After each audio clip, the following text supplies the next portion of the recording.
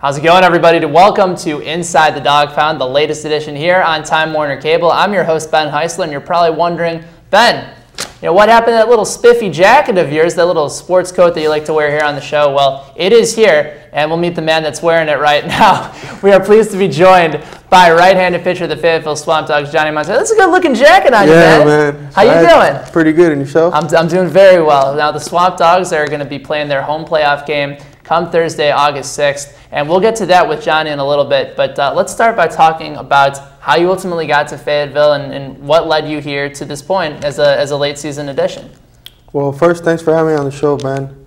And, I was actually down in Miami, and I was still doing a little rehab due to the fact that I got hurt last season. And got a phone call from my college coach, and he said that Daryl needed a pitcher up here, and I felt like I was ready. So it was a great opportunity for me, and I came up and did it. Now, you're going to be pitching over at Faulkner University coming up next spring, but where were you pitching before, and what was ultimately that experience like for you? Well, last year I was at Freed-Hardeman University in West Tennessee, in a small town called Henderson. Okay. It was a different experience, weather-wise and school-wise.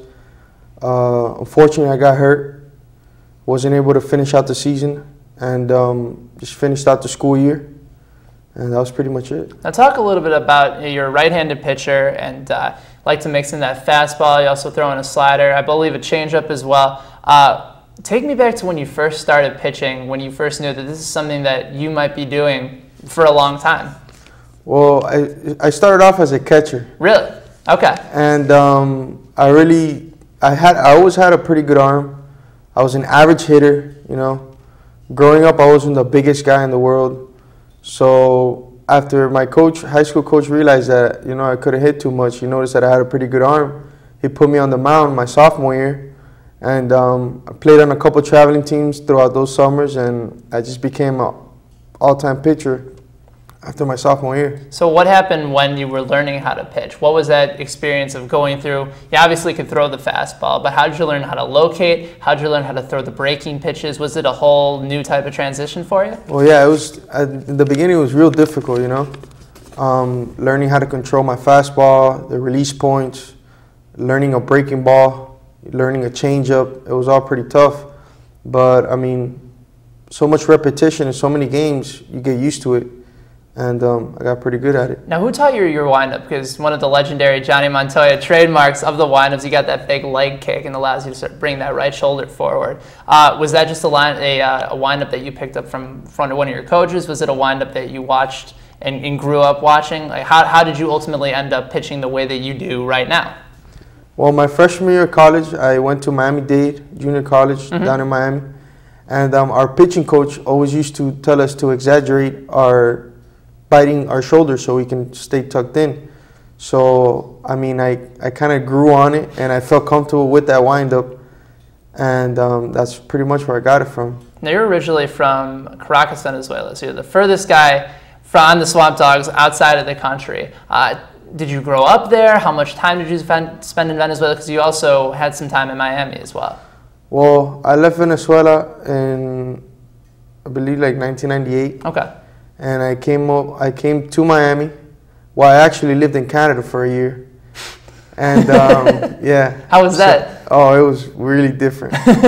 Going from Venezuela to Canada. I lived in Toronto. Was there for about a year. My mom didn't like it too much, so we went down to Miami, and I've been there ever since. Go back and forth to Venezuela whenever I get a break from school. How long did it take you to finally master English? Obviously, it's totally fine for you now, completely fluent. But that's a difficult transition, going from a country speaking entirely in Spanish to being, 11, 12 years old when you came to the U.S. and to Canada and have to learn a completely different language. Well, it was tough in the beginning because I'm coming over, didn't know too much English, and I learned a little bit in Canada. So it was kind of difficult going back down to Miami because in Miami, everybody speaks Spanish. Right, exactly. And I ultimately learned it, and I feel pretty good talking to them. Was that one of the ways that you were able to connect back in the States with a lot of kids that were speaking English through baseball? When did you start playing the game, and when did you start realizing that it was something that you wanted to play for a long time? Well, actually, the first time I ever played organized baseball on a team was when I was in Miami. Really? Yeah, so you waited all the way to around 11, 12 years old? When I was back home in Venezuela, I used to play, in the streets, like, normal, like kids. And also when I was in Canada, I used to play baseball out there in the streets. And when I got to Miami, I was playing one time on the street, and a cop passed by. And the cop stopped, and he saw me hit, he saw me throw, and he ended up being a coach. Oh, no kidding. For a little league team. So, I mean, he talked to my mom, got in contact with my mom, and he asked me to be on his team. And that was the first time I ever played. I think I was maybe 14. Well, you're a lucky man. Every time a cop has ever pulled over with me, I've always gotten a ticket. Yeah. For you got a chance to play baseball. Yeah. We're visiting with Jhonny Montoya, the right-handed pitcher for your Fayetteville SwampDogs. I'm curious to know who some of your role models were growing up as far as baseball, when you started to realize that you wanted to play. Guys that you ended up watching either in Venezuela or Canada or Miami. Who are some of the guys that you grew up watching and really admired as a kid? Well, growing up, I was always a huge fan of Andrés Galarraga, which is he played first base for the Atlanta Braves, Colorado Rockies, and I mean, he was real big in Venezuela. And growing up, he was always the guy I used to see in the cereal boxes, in the big billboards in the streets, and I just admire him a lot. Do you remember his nickname? El Gato. El Gato. Yeah, a big cat. That's right. That's right. Galarraga was huge. I remember he played for Atlanta for a long time, and he had that wide open swing. And every time I saw him hit, I thought he was either going to hit the ball about 500 feet or strike out. But he ended up getting a lot more home runs than strikeouts. He was a terrific player. What about when you were playing in Miami? You had a chance to play a little bit at St. Thomas as well. Then you went over to Freed Harmon, now to Faulkner. What are your expectations moving forward and really for the upcoming year? Well, I mean, I'm really excited. It's gonna be my last year. I moved around a little bit, but I mean, it's mostly not because I wanted to, because it just happened that way. But I mean, I'm coming up to my last year. I mean, I really want to, take that baseball to the next level, and I'm excited about it. It's going to be a new program. I'm going to have the same coach I did last year. Okay. There's a coach from Freed Harmon is the one that's going to be at Faulkner. He got the job there, and I'm just excited. I'm ready to go. If you weren't playing baseball, I'll end this segment with this question. If you weren't playing baseball, what do you think you'd be doing? Honestly, I think I'll just be finishing up school, trying to, get that degree and maybe move back to my country. Wonderful. We're visiting here with Jhonny Montoya, the right-handed pitcher for your 2009 first half CPL Division champion Fayetteville SwampDogs. Now I want to take this opportunity to remind you that Thursday, August 6th, there's going to be a home playoff game at the Swamp. For tickets and information, you can call 910-426-5900.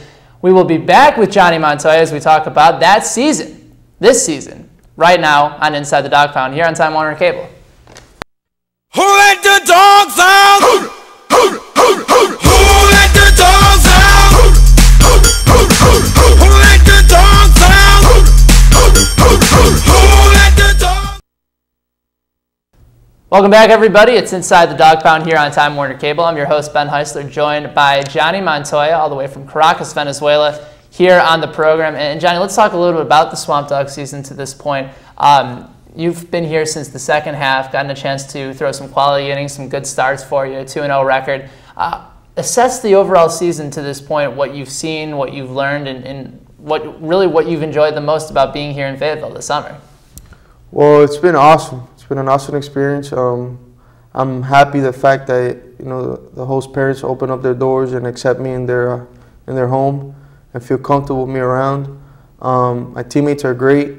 I love being out on the field, love the coaches, and it's baseball. I mean, if you're not a baseball player, you don't know what baseball is about, but just love being out there and playing with the guys. And it's a different experience from going to playing with wood in a